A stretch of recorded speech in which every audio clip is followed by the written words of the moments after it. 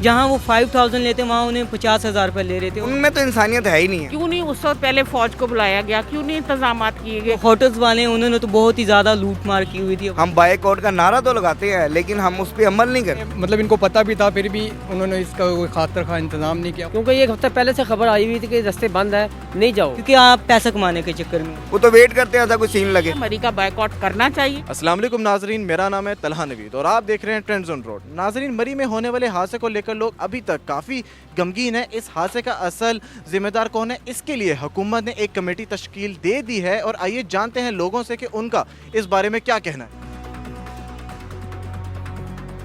ये उसका असल जिम्मेदार 50% तो इंतज़ामिया है, 50% अवाम है। कि जब ऐसा कोई सीन होता है, पहले कुछ ग्लेशियर्स वगैरह का भी सीन हुआ है या प्रीवियस डेज़ में, तो जब ऐसा कोई सीन होता है कि बजाय अवाम को रुकने के अवाम और ज़्यादा उधर जाती है जहाँ पे हादसा होते हैं। पता भी आ रहा होता है, न्यूज़ में भी आ रहा होता है कि वहाँ पे अमवात हो रही हैं, लोग फंसे हुए हैं, सारा कुछ अपडेट्स हो रहा होता है। आजकल सोशल मीडिया का दौर है, हर बंदे को पता चल, लेकिन फिर भी अवाम जाती है।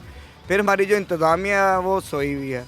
जब सारा कुछ हो जाता है, अमवात हो जाती हैं, उसके बाद वो एक्शन लेते हैं, उसके बाद वो इक़दाम करते हैं। सिर्फ हमारी इंतज़ामिया करती है कि वो लाशें निकालती है।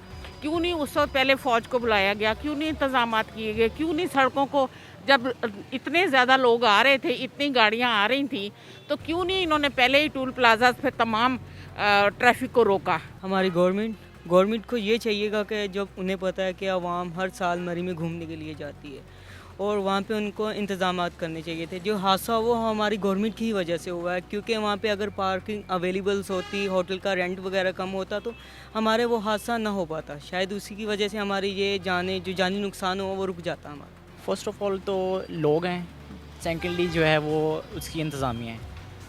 लोग इस तरह से है कि लोगों को पता भी होता है कि ये मौसम थोड़ा सा ख़राब है, उनको पता भी होता है कि इस तरह का मौसम है, इतनी स्नोफॉलिंग होगी, लेकिन उसके बावजूद भी लोग जाते हैं वहाँ पे। सेकंड जो नंबर पे वो ये है कि वहाँ की जो इंतज़ामिया है ना, वो कंट्रोल नहीं करती इस चीज़ पे कि कितनी आवाम को आना चाहिए, कितना रश होना चाहिए। और जो पार्किंग का इशू है ना, वहाँ पे पार्किंग का इशू बहुत ज़्यादा है। महकमा मौसमियात है जो उन्होंने बता दिया था कि वहाँ पे यानी कि इतनी बर्फ़बारी होगी, तो फिर भी उन्होंने इंतज़ाम नहीं किए।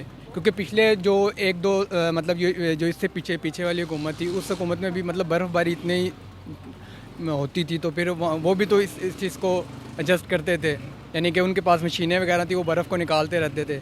तो इस दफ़ा इन्होंने मतलब इनको पता भी था, फिर भी उन्होंने इसका कोई खातर खा इंतज़ाम नहीं किया। फवाद चौधरी ने ट्वीट कर दिया कि लोग यानी कि आ रहे हैं, 1 लाख से ज़्यादा गाड़ियाँ आ गई हैं, पाकिस्तान की लोगों के पास इतना पैसा आ गया है। तो उन्होंने इस तरह की ट्वीट वगैरह किए, इंतज़ाम कुछ नहीं किए, लोगों को ये दिखाया कि यार लोगों के पास बहुत ज़्यादा पैसा आ गया है, तो हमारा मुल्क तरक्की कर रहा है।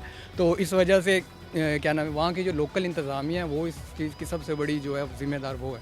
देखिए असल जिम्मेदार जो है ना वो खुद ही हैं। जब उनको पता है, वो बच्चे लेके जो जा रहे हैं, उनको पता है कि रास्ते बंद हैं, उनको नहीं जाना चाहिए था। क्योंकि एक हफ्ता पहले से खबर आई हुई थी कि रास्ते बंद है, नहीं जाओ।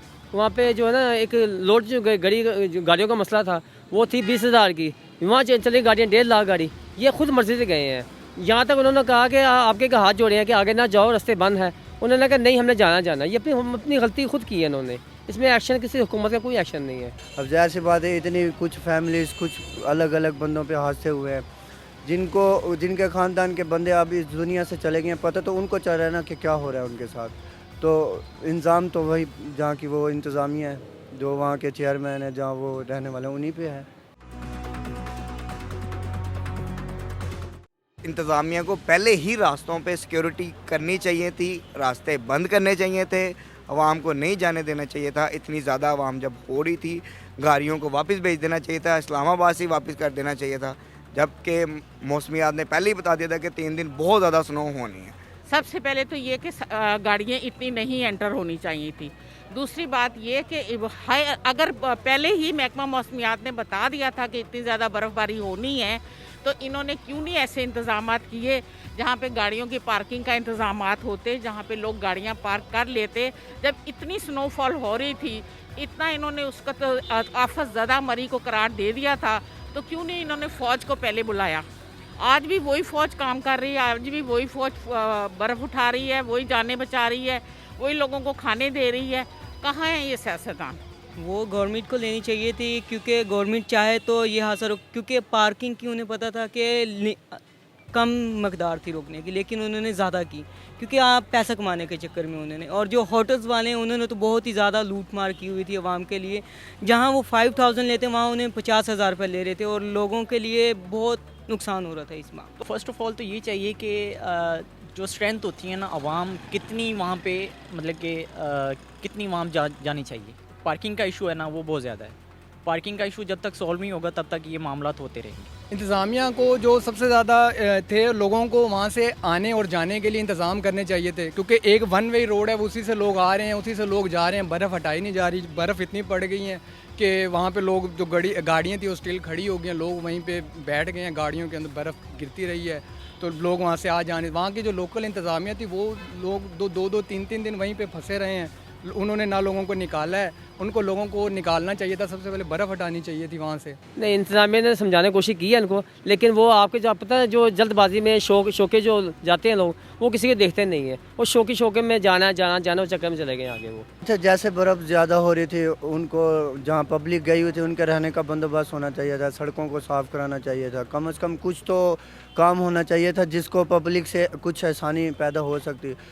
2 3 4 दिन तो बर्फ़ लोग गाड़ियों में बैठ के बंद रहे हैं, ना खाने का पता है, ना पीने का, ना सांस का। इस वजह से बड़े हादसे हुए हैं भाई। ये तो देखो ना, उन्होंने तो कमाना, वो तो ऐसे सीन्स का इंतज़ार करते हैं कि ऐसा कोई सीन लगे और हमारी कमाई। उनमें तो इंसानियत है ही नहीं है, उस साइड पे जो लोग हैं ना, वो उनमें तो कोई इंसानियत नहीं है। उन्होंने तो जब भी ऐसा कोई सीन लगता है उनको तो कमाने का ज़रिया, वो तो वेट करते हैं ऐसा कोई सीन लगे। असल में अवाम को होना चाहिए ना कि जब ऐसा कोई सीन हम रुक जाएं, लेकिन हम तो वहाँ पे ज़्यादा जाते हैं जहाँ पे ये सीन हो। बिल्कुल देना चाहिए था, क्यों नहीं देना चाहिए था, लेकिन जब हम एक हमारे बड़े ही बुला रहे हैं, जब वुज़रा ही बुला रहे हैं कि आओ सेहत के लिए आओ, तो लोग तो बेचारे यहाँ फ्रस्ट्रेशन में फंसे हुए, कोरोना के उसमें 2 साल से फंसे हुए, उन्होंने अपनी एंजॉयमेंट छुट्टियाँ गुजारने के लिए चले गए हैं, तो तुम लोगों के इंतजामात क्या थे?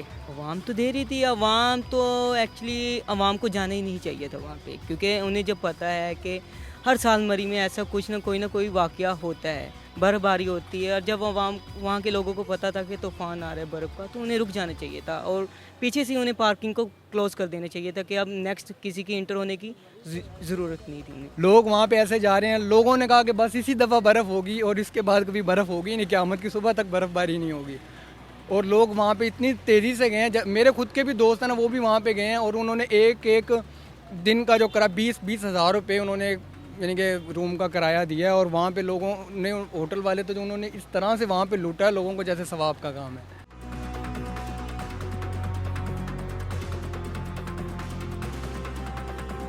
उसका यही है कि हम कहते तो हैं कि हम ये करेंगे, हम वो करेंगे, लेकिन करता कोई भी नहीं है।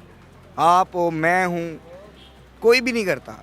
हम बाइकआउट का नारा तो लगाते हैं, लेकिन हम उस पर अमल नहीं करते, बस हम कह कर चले जाते हैं। हम सिर्फ बातें कर सकते हैं और कुछ नहीं कर सकते।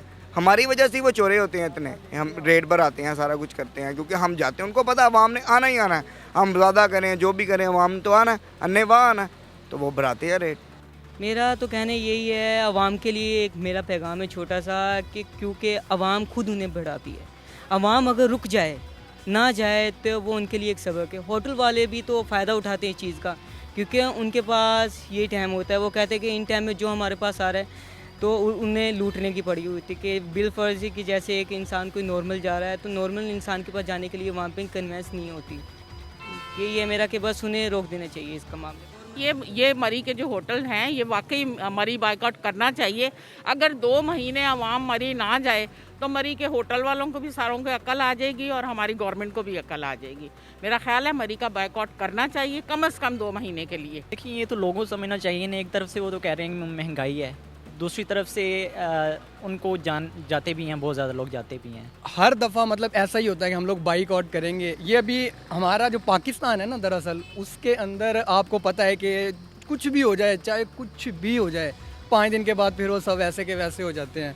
अब आप देख लीजिएगा, हर साल की तरह बाइकआउट होता है, फिर यानी कि अगली दफ़ा जब बर्फ़बारी होगी, इससे भी ज़्यादा लोग मे बी के वहाँ पे जाएँ।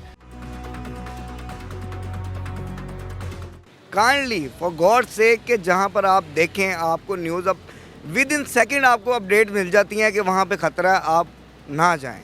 अपने अंदर शौर लेके आएँ, अब बाकियों को भी रोकें, बजाय कि खुद आप उधर जा रहे हैं बाकियों को भी अपने जानने वालों को, दोस्तों को, रिश्तेदारों को रोकें कि वहाँ ना जाएं यार, वहाँ पे ख़तरा है। नेक्स्ट अवॉइड करना चाहिए, आवाम को जाने ही ना दें वहाँ पे। तो मैं उनको यही कहना चाहता हूँ कि वो उन्होंने मरना भी है, अल्लाह ताला को जवाब भी देना है, और अपनी आवाम के लिए मैं ये कहना चाहता हूँ कि वो कहीं भी जाएं तो उससे रिलेटेड इन्फॉर्मेशन ले लेनी चाहिए। मैं तो पहली बात ये है कि अगर फैमिलीज़ जाती हैं उनके लिए ये छोटी सी बात कहूँगा कि कम से कम अपने बच्चों का ख्याल करके जाया करें। तो इंतज़ामिया भी उस चीज़ से फोकस करे, जो फैमिलीज़ के साथ आते हैं कम से कम उनको थोड़ा सा कुछ फ़ायदा मिलना चाहिए इंतज़ामिया की तरफ से। नाज़रीन, आपने आवाम की राय सुनी। जहां एक तरफ हमारी हुकूमत और लोकल इंतज़ामिया को कुछ इक़दाम उठाने चाहिए थे, वहां आम आवाम को भी कुछ प्रिकॉशंस लेने चाहिए थे। इस पर आपका क्या कहना है हमारे कमेंट सेक्शन में ज़रूर बताइएगा। अब आप अपने मेज़बान तलहा नवीद को दीजिए इजाज़त। होती है मुलाकात आपसे अगले प्रोग्राम में। अल्लाह हाफ़िज़।